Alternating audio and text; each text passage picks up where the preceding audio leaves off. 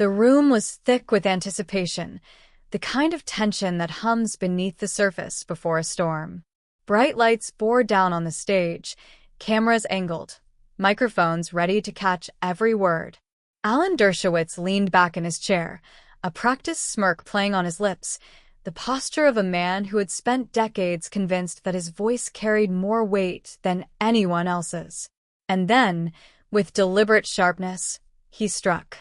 "Congresswoman," he said, his tone laced with condescension, "perhaps if you'd studied the law a little more carefully, you might understand the basics of constitutional interpretation."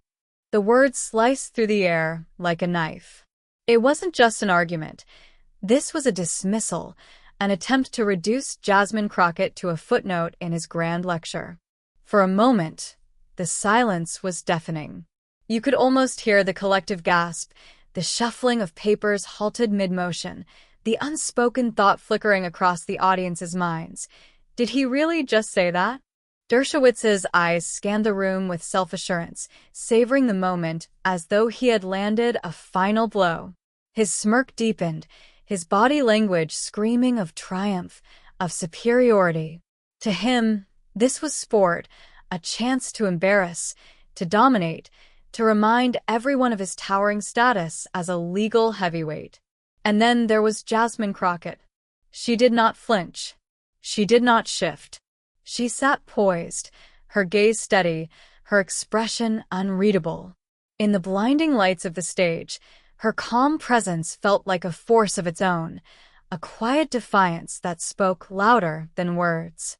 Where others might have rushed to defend themselves, she simply waited. The cameras caught everything, the smirk of a man convinced of his own brilliance, and the stillness of a woman who refused to play his game. In that contrast, a story was already unfolding.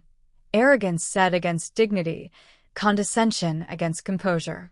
Somewhere in the back, an audience member stifled a laugh, unable to hide th. The insult still lingered in the air, hanging like smoke that refused to clear. In most rooms, a quip from Alan Dershowitz would be the final word, absorbed without question, cementing his authority. After all, this was not just any attorney. This was a man who had walked the halls of power for decades, a figure whose reputation was wrapped in the privilege of elite institutions and the insulation of establishment reverence. For years, his voice had been amplified above others, his authority rarely challenged, his word often treated as law itself. But on this stage, in this moment, the balance of power was shifting. His remark was not simply directed at Jasmine Crockett. It was directed at everyone who had ever been underestimated, dismissed, or told they were not enough. It was the language of condescension sharpened into a blade, meant to cut down not just one woman, but what she represented. Crockett, by contrast, carried no such establishment armor. Her power was forged in different fires, the grit of lived experience, the resilience of someone who had fought her way into every room she entered. Where Dershowitz had privilege, Crockett had persistence. Where he leaned on prestige, she leaned on authenticity. And authenticity, in that moment, was far more dangerous than any credential. The stakes became clear. This was not just a debate over interpretation, nor a clash of legal philosophies. It was a collision of worlds, privilege versus perseverance, arrogance versus dignity. Dershowitz, whether he realized it or not, had placed himself in the role of gatekeeper, sneering at the very idea that someone like Crockett could stand as his equal. But Crockett's silence, her steady gaze, made one thing certain. She was not just standing as his equal. She was preparing to rise above him. Every camera trained on the stage seemed to recognize it. The operators leaned in, instinctively zooming closer to Crockett's face, anticipating the words that had not yet left her lee. Jasmine Crockett's story did not begin in the marble corridors of power, nor in the rarefied air of elite institutions. It began in the soil of struggle, in communities where resilience was not a choice but a way of life. Her roots ran deep into neighborhoods that understood hardship, families that worked twice as hard for half the recognition, voices that had to fight simply to be heard. From the start, She learned that dignity was not something handed down by privilege. It was something you carried inside yourself, even when the world tried to strip it away. As a young woman, she watched the world with sharp eyes and an unyielding heart. She saw neighbors pushed aside by a system that claimed justice, but delivered inequality.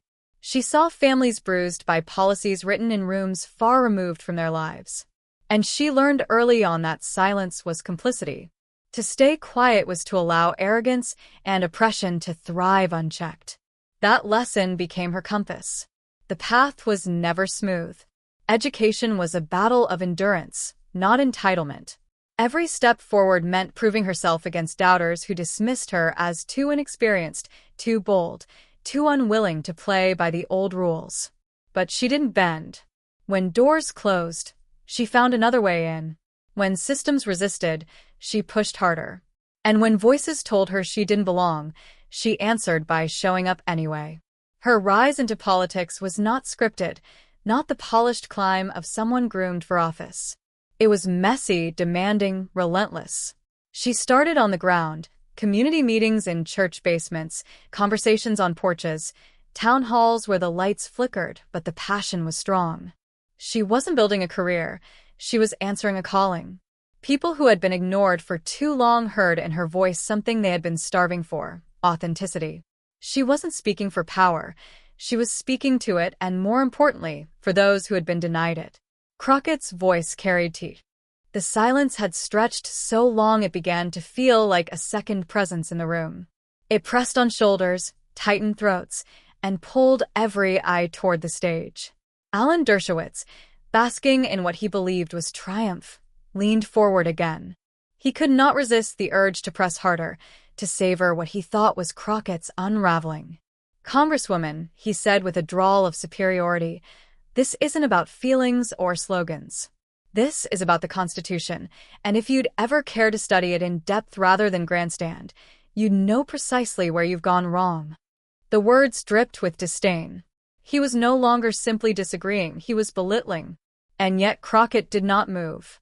Her stillness only seemed to irritate him more, as though her refusal to react was itself a challenge to his authority. He pressed on. "I'll even make it simple for you. What clause, specifically, gives you the foundation for such a claim? Surely you've read it, though I doubt you fully grasp its meaning." His smirk curled as he finished, the satisfaction of a man convinced he had constructed a trap too clever to escape. A few murmurs rose from the audience. Some winced at the arrogance, others whispered in disbelief. Journalists scribbled faster, sensing the clash was no longer just about interpretation but about something far more visceral: respect, dignity, and the abuse of power. Dershowitz continued, layering technicalities with smug precision, tossing out references and citations with the flair of someone who wanted not only to be right but to be admired for the way he demolished his opponent. He pointed a finger, chuckled dismissively, shook his head as though the very idea of Crockett countering him was absurd. And through it all, Crockett remained unmoved. Her hands rested lightly before her, her gaze fixed steadily on him, her breathing measured and calm. She listened. That was her power in that moment. Not interruption, not defensiveness, but listening. For a heartbeat. The room held still. The lights burned hot, the cameras hummed, and Dershowitz leaned back in his chair, his smirk plastered in place like armor. He thought the silence was victory. He thought Jasmine Crockett's stillness meant surrender. But then, with the slow deliberateness of someone who knows the weight of timing, Crockett leaned forward and finally spoke. Her voice was calm, almost disarmingly so. "Professor Dershowitz," she began, her tone steady, measured, without a trace of the irritation he had tried to provoke. "I didn't come here to prove I've memorized every clause in the Constitution. I came here because the people I represent are living with the consequences of how those words are interpreted." The audience shifted in their seats. A low murmur rippled across the room. Crockett hadn't raised her voice, yet her words landed heavier than any legal citation. She paused, letting the silence work for her. Every second that ticked by forced the audience to lean in closer, to listen harder. Even the cameramen found themselves holding their breath. Then she continued. You talk about precision, about clauses and citations, as if the law lives in a textbook. But for my community, the law is the officer pulling them over for no reason. It's the eviction notice taped to a family's door. It's the courtroom where they walk in already presumed guilty. That's where the Constitution shows up in real life, Professor. That's where it matters. Gasps flickered through the crowd. Someone stifled a laugh, not of mockery, but of astonished delight. The kind of laugh that says, did she really just flip the entire argument in a single breath? Dershowitz shifted in his seat, the smirk wavering. His eyes darted, searching for the right angle, but Crockett wasn't finished. You've had the luxury of treating the law like a game of chess, where the goal is to outwit your opponent and claim the last word. But for people like mine, this isn't chess. This